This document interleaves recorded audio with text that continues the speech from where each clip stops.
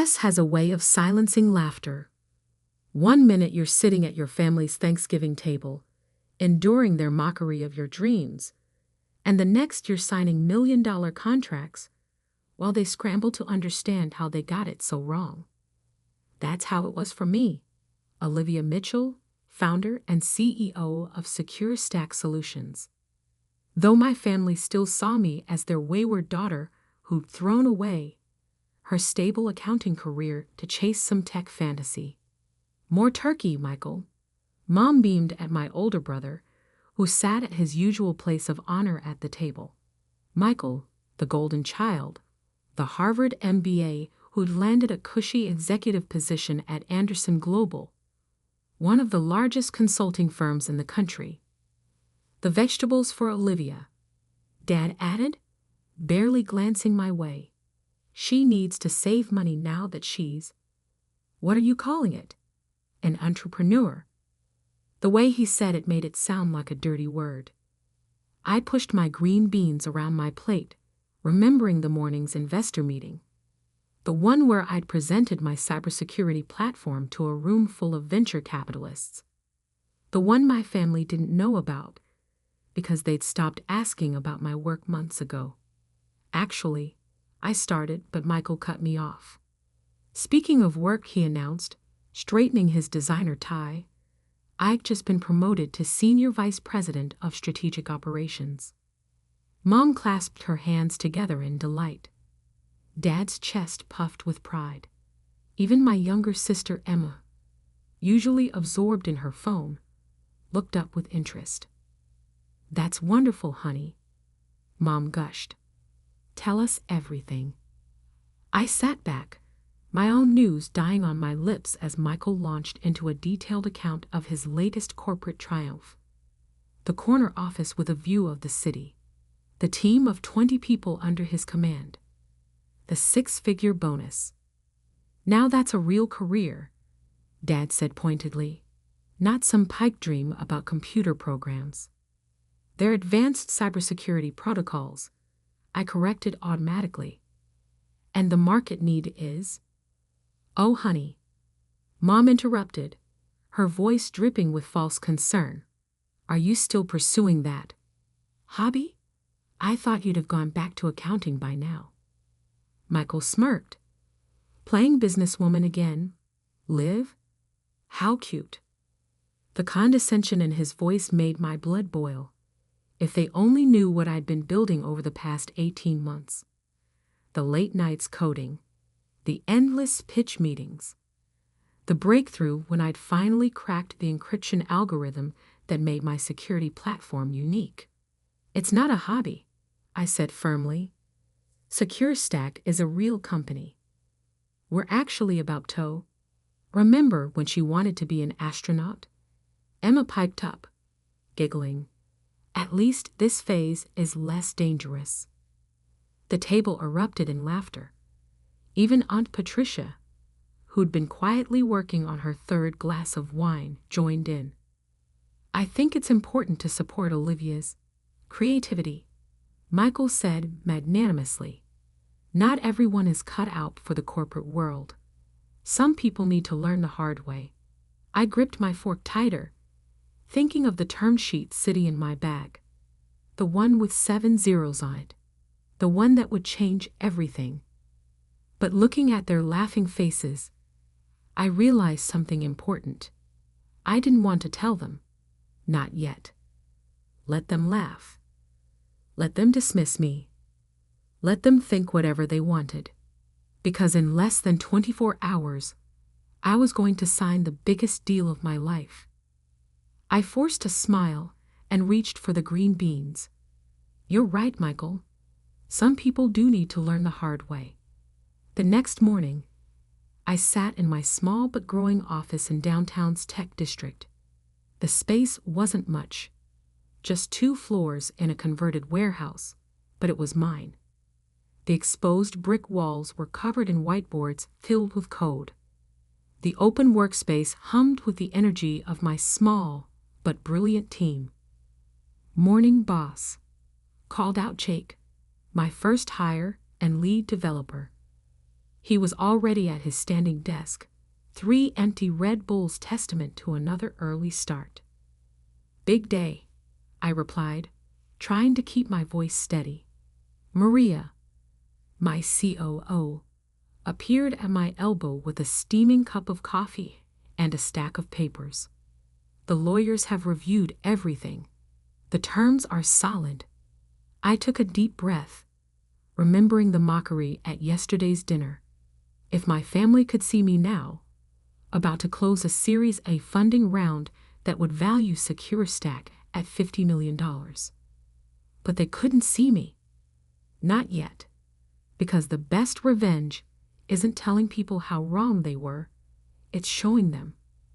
My phone buzzed. A text from Michael. "Hope you're not too discouraged after last night. I know a few entry-level positions at Andersen if you're ready to get serious." I was about to respond when another message came through. This one from Atlas Ventures. "In lobby. Ready when you are."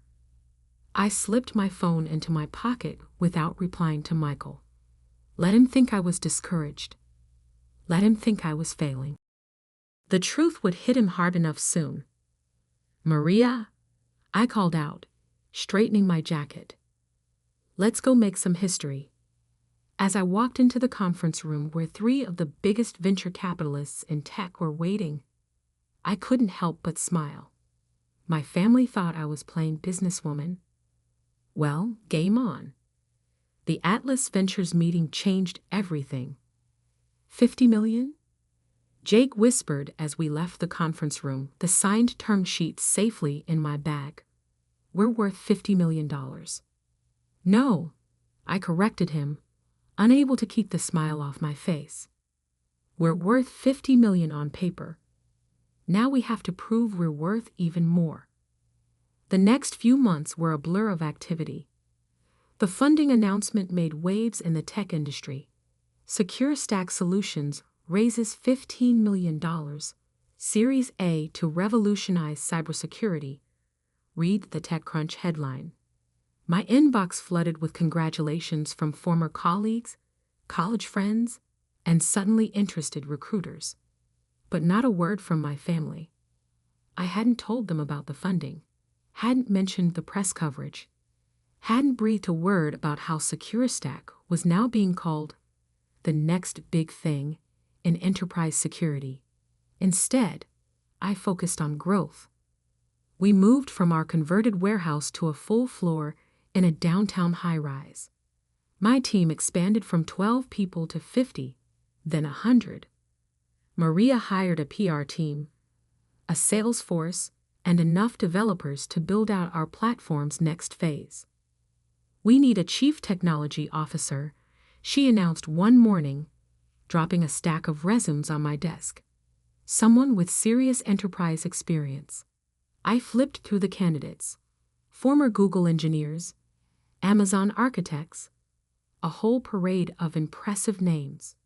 But one caught my eye. David Andersen, current head of security at Andersen Global Consulting. My brother's company. "Interesting timing," Maria said, watching my expression. "Did you see the news about Andersen Global's data breach?" I hadn't. A quick search pulled up the headlines from the previous day. Major consulting firm suffers security breach. Client data compromised. Their whole system was exposed, Maria continued. They're scrambling to contain the damage. Rumor has it heads are rolling. I thought of Michael, Mr. Senior Vice President of Strategic Operations, probably in crisis mode right now. For a moment, I felt a twinge of sympathy. Then I remembered Thanksgiving. Set up an interview with David, I decided. And Maria? Put Andersen Global on our prospect list. Something tells me they might be in the market for better security soon. 2 weeks later, David Andersen sat in my office, looking both impressed and slightly uncomfortable. "I have to admit," he said, adjusting his tie, "I was surprised to get the call. SecureStack's reputation in the industry is remarkable, especially given how young the company is.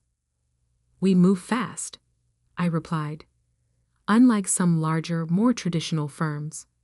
He winced. About Anderson Global. You've heard about the breach? I have. Sounds serious. It's worse than they're admitting publicly. The existing security infrastructure is outdated. Management refused to invest in upgrades, and now, he trailed off. Let's just say, I'm not the only one looking for new opportunities. I leaned forward. What if I offered you not just an opportunity, but a chance at redemption? Help us build something better. Something that could have prevented what happened at Anderson Global. David's eyes lit up. You know, he said slowly, your solution is exactly what they need right now. Have you considered? We have. I cut him off. But large consulting firms aren't really our target market at the moment. We're focused on more forward-thinking clients. The message was clear. If Anderson Global wanted SecureStack's help, they'd have to come begging. David joined us the following week. Under his leadership, our technology team doubled in size. We landed contracts with 3 Fortune 500 companies. Our valuation climbed to $200 million. Still, I said nothing to my family. Mom called occasionally, always with the same concerned tone. Olivia, honey, are you still doing that computer thing?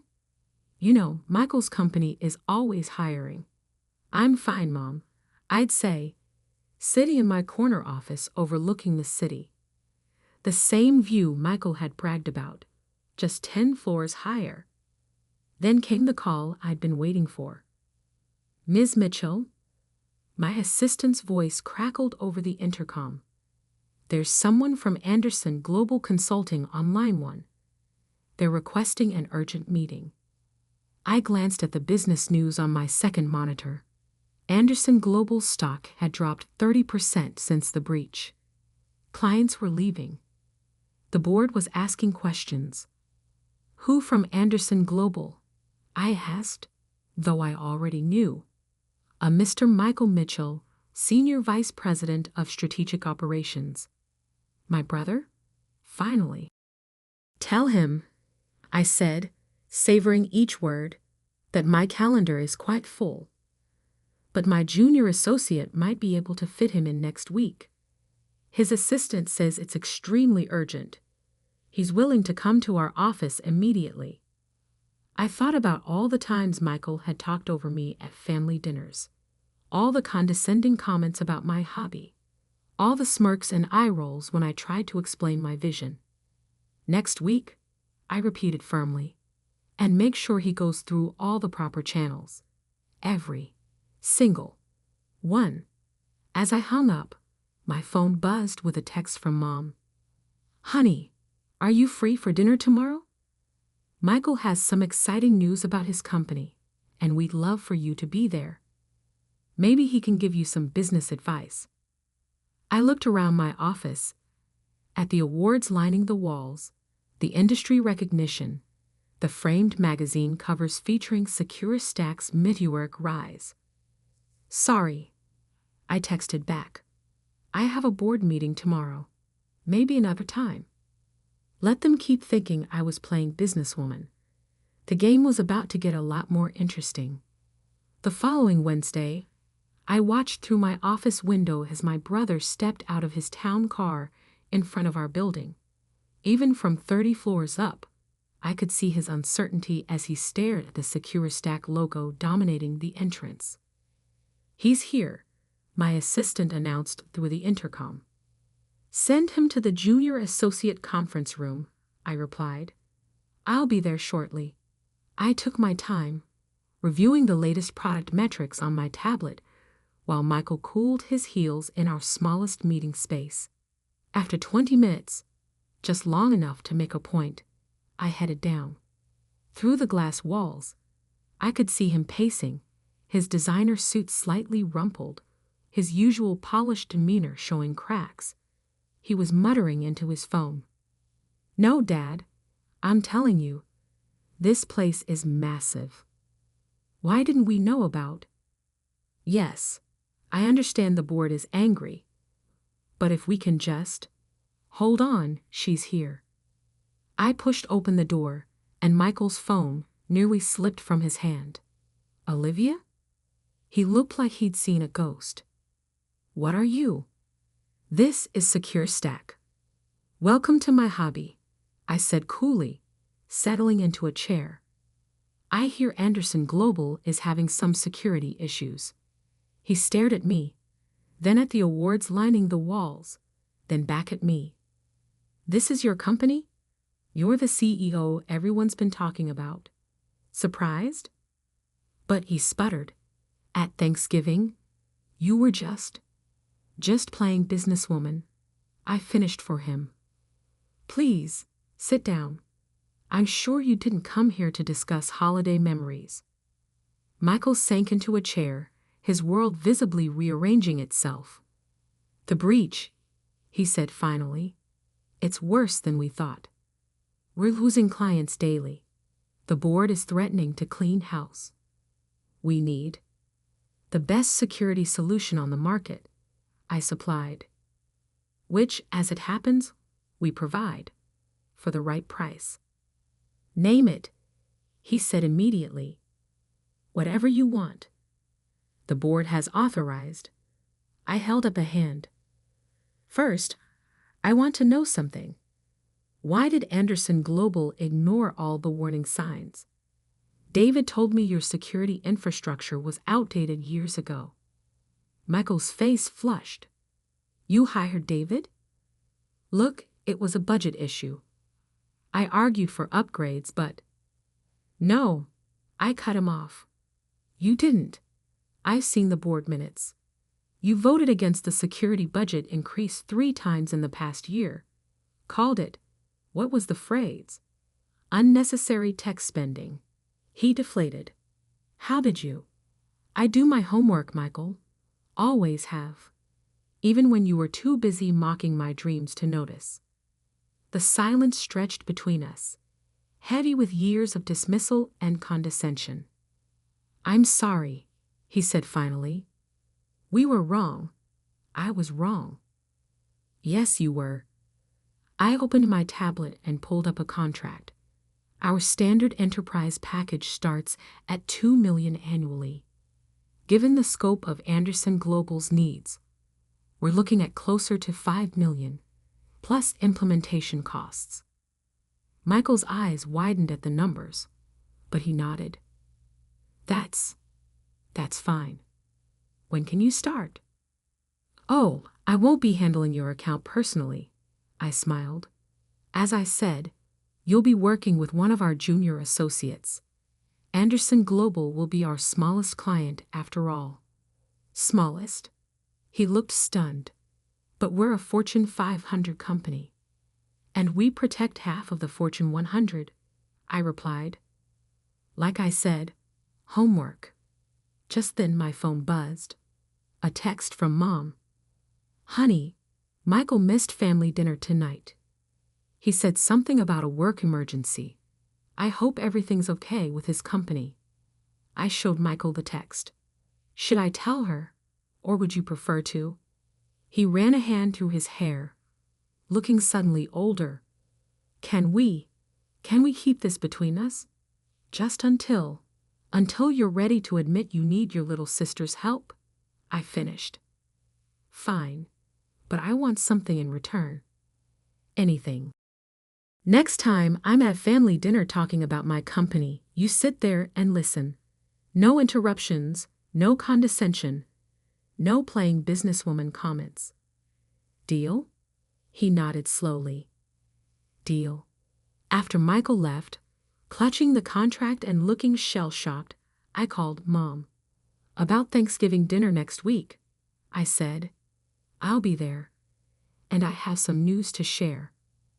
Oh, honey, that's wonderful, she gushed. You know, if it's about a job, Michael might be able to. Actually, I cut her off. It's about my company. We just landed a major new client. You might have heard of them, Anderson Global Consulting. The silence on the other end was deafening. 3 days later, David forwarded me an internal Anderson Global email announcing a major new security partnership. At the bottom was a note. All inquiries should be directed to our account manager at SecureStack Solutions. I had it framed and hung it in my office, right next to the magazine covers. The following Thursday, I sat at my parents' Thanksgiving table again. This time, when Mom asked Michael about work, he just said quietly, "Why don't we let Olivia tell us about her company first?" Dad nearly choked on his turkey. I smiled, took a sip of wine, and began to tell them about my little hobby. The one that now protected billions in assets, employed hundreds of people, and had just saved their precious Michael's career. Success, as it turns out, does more than silence laughter. Sometimes it changes the whole conversation. That evening, as I was leaving, Michael caught me by my car. "The board approved the contract," he said. "Full amount." "I know," I replied. "The paperwork came through this morning." He shuffled his feet. "Listen, Liv. There's a position opening up. Head of Innovation. It could be good for both companies if—" "Michael," I cut him off. "I'm not interested in working for Anderson Global. I'm quite happy running my own billion-dollar company." His eyes widened. "Billion? Did I forget to mention? We just closed our Series B, $200 million, at a $1.5 billion valuation." I unlocked my car. "But don't worry, I'm sure Mom and Dad will still be more impressed by your corner office." As I drove away, I caught his reflection in my rearview mirror, standing there in the driveway looking lost. Part of me felt a twinge of sympathy, but a bigger part remembered all those years of mockery and dismissal. Sometimes the best revenge isn't just success. It's success they can't ignore, can't dismiss, and most importantly, can't live without. The next morning, I walked into my office to find a gift basket from Anderson Global's board of directors, thanking SecureStack for our crucial partnership in these challenging times. I had Maria send it to the break room for the team to enjoy. After all, success tastes sweetest when shared. Well, almost sweetest. The look on Michael's face when he has to attend quarterly security reviews with our junior associate? That might taste just a little bit better. Success has a way of silencing laughter. 1 minute you're sitting at your family's Thanksgiving table, enduring their mockery of your dreams, and the next you're signing million-dollar contracts while they scramble to understand how they got it so wrong. That's how it was for me, Olivia Mitchell, founder and CEO of SecureStack Solutions. Though my family still saw me as their wayward daughter who'd thrown away her stable accounting career to chase some tech fantasy. "More turkey, Michael." Mom beamed at my older brother, who sat at his usual place of honor at the table. Michael, the golden child, the Harvard MBA who'd landed a cushy executive position at Anderson Global, one of the largest consulting firms in the country. "The vegetables for Olivia," Dad added, barely glancing my way. "She needs to save money now that she's—" "What are you calling it?" "An entrepreneur." The way he said it made it sound like a dirty word. I pushed my green beans around my plate, remembering the morning's investor meeting. The one where I'd presented my cybersecurity platform to a room full of venture capitalists. The one my family didn't know about because they'd stopped asking about my work months ago. Actually, I started, but Michael cut me off. "Speaking of work," he announced, straightening his designer tie, "I've just been promoted to Senior Vice President of Strategic Operations." Mom clasped her hands together in delight. Dad's chest puffed with